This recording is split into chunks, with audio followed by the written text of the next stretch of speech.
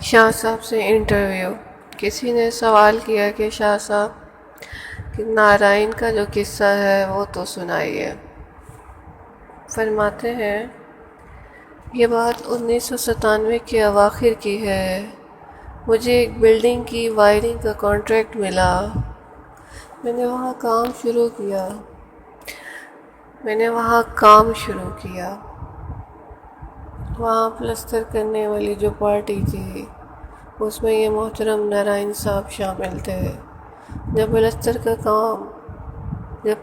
کا کام کسی سبب رک جاتا تو یہ میرے پاس آ جاتے اور بنا کسی مزدوری کے مانگے کہ میری مدد کرتے، مجھے سامان وغیرہ دیتے۔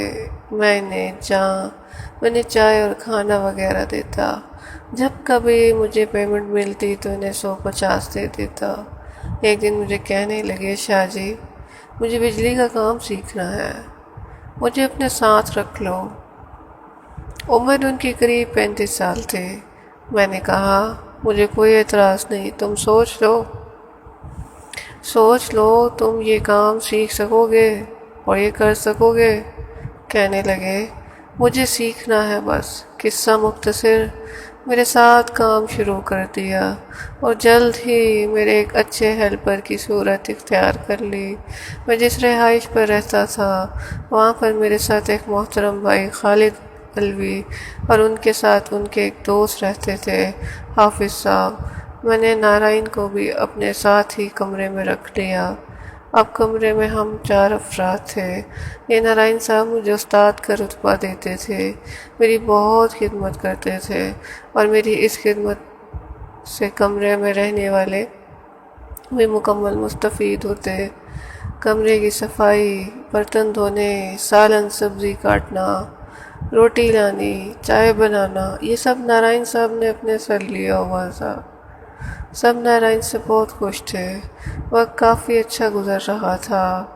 رمضان شریف کی آمد تھی۔ ایک دن جب میں اور نارائن کام سے واپس آئے تو حافظ صاحب نے فرمایا، شاہ صاحب آج ذرا علوی صاحب کا انتظار کرنا، ان سے بات کر کے جانا۔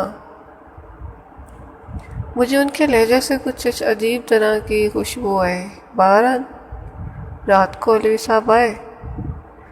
نارائن نے کھانا کھایا اور سب نے کھایا۔ کھانا کھا کر نارائن برتن دھونے لگ گیا اور علوی صاحب نے مجھے کہا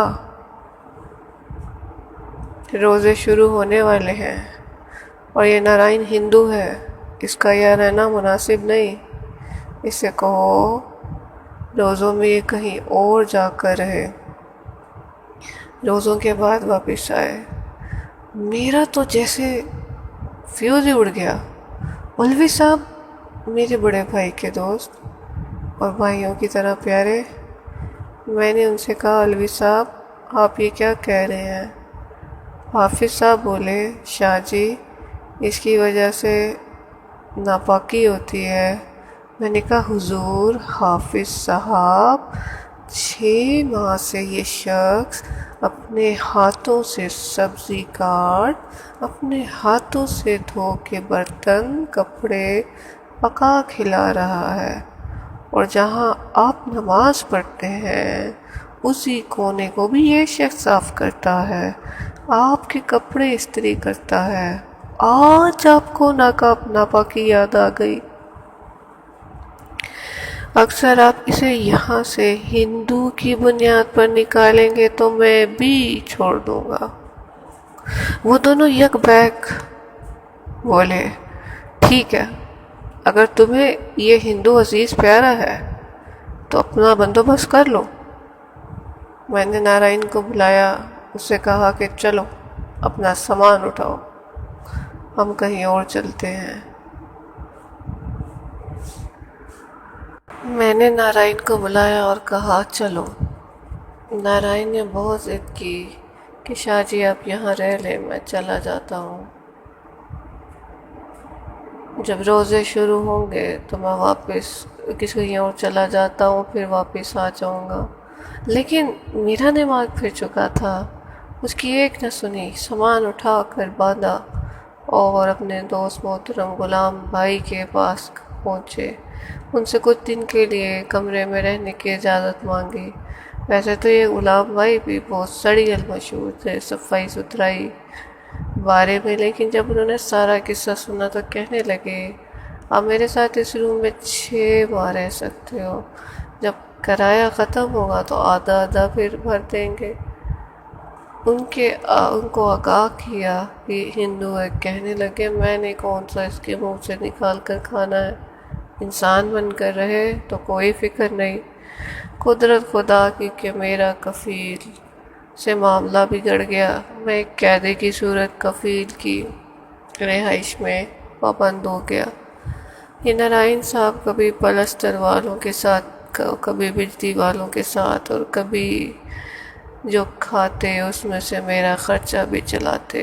رمضان کا آخری روزہ تھا، میرے پاس آئے اور کہنے لگے شاہ جی میں مسلمان ہونا چاہتا ہوں، مجھے مسلمان کر لیں۔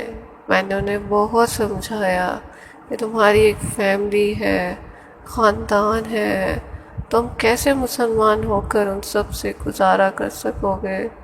غلام بھائی کے کہنے لگے شاہ جی پورے رمضان میں اس شخص نے صرف سحری اور افطاری کی، خدمت گار ہے، خوش اخلاق ہے، صفائی ستھرائی کا کاربند ہے، صرف نام کا ہندو ہے۔ بہت سمجھایا لیکن ان کی ایک ہی ضد تھی۔ آخر انہیں قریبی مسجد کے امام تک پہنچایا اور ان نے برضا اور رغبت اسلام قبول کیا اور عبد الرحمن کا نام اختیار کرتے امام صاحب کی پسندیدہ مسجد کے خدمت گار کا لقب پاتے عمرہ اور حج کی سعادت سے مشرف ہوئے۔ آج بھی ریاض میں موجود ہیں اور اپنا بجلی کا کام کرتے ہیں۔ بلا شبہ اللہ بہت بے نیاز ہے اور وہ سب توفیق الہی اسی کی جانب سے ہے۔